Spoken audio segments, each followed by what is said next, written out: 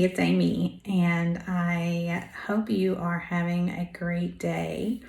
I wanted to take a minute to come on and share a few of my thoughts on self esteem and how it affects our mental health.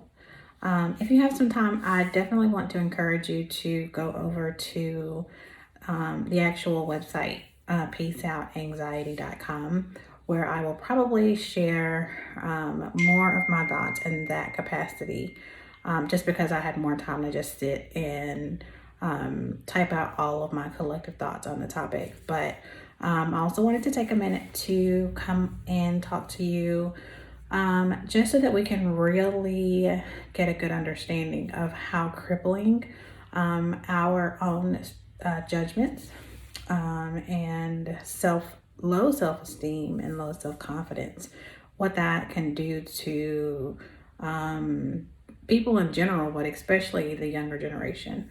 Because as I've gone through the analysis for myself over the weekend, I realized just when the challenge for me started.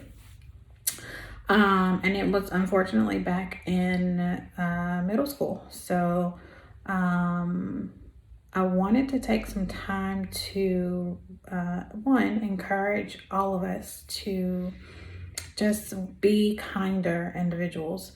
And beyond, that sounds cliche, but beyond thinking twice about how you really treat people, I want to encourage you to love yourself first, because we spend so much of our time trying to conform to society's norms and what is socially accepted from society, whether it's long hair, whether it's light skin, whether it's darker skin, whether it is, long fake eyelashes. We spend a lot of our time trying to conform to society's picture of us, but that is so crippling. It's exhausting. I can tell you just how exhausting it is, because I got tired. And I do this like every couple of years. I go through the process. I cut my hair. I'm like, hey, I want to be free. Some months pass and I want to grow my hair back, and then I get me some extensions or some braids or whatever it might be. But most of the time I do those things to conform to society standards. When I have a dinner party to attend, or I have a meeting or a job interview, or there's some person or set of people that I am trying to make a good impression of. And I find it really sad that in 2020, we still are having a conversation about having to conform to other people's standards of us.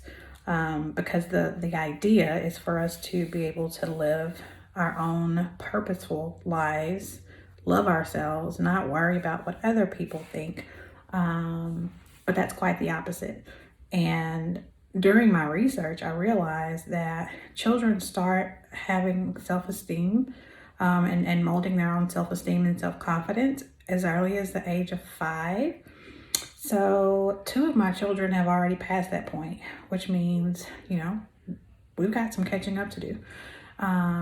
But we need to break the cycle, because if you are a parent and you have, especially for little girls, you do not want to allow your daughter to have to walk through the journey of having low self-esteem, low self-confidence, because you never took the time to tell her she was beautiful.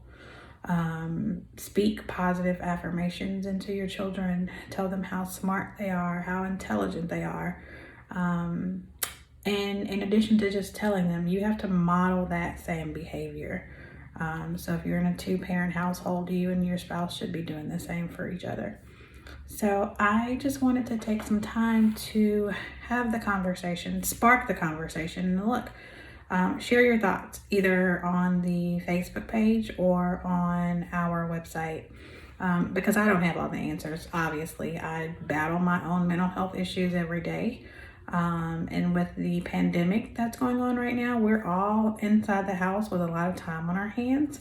So I encourage you to think about how you can be different, how you can live different, and how you can treat others much better than we have in the past. But I definitely want to encourage anyone out there who shares my struggle to love yourself first. And then, of course, love each other and be kind to each other. I hope you guys have a great week. Bye.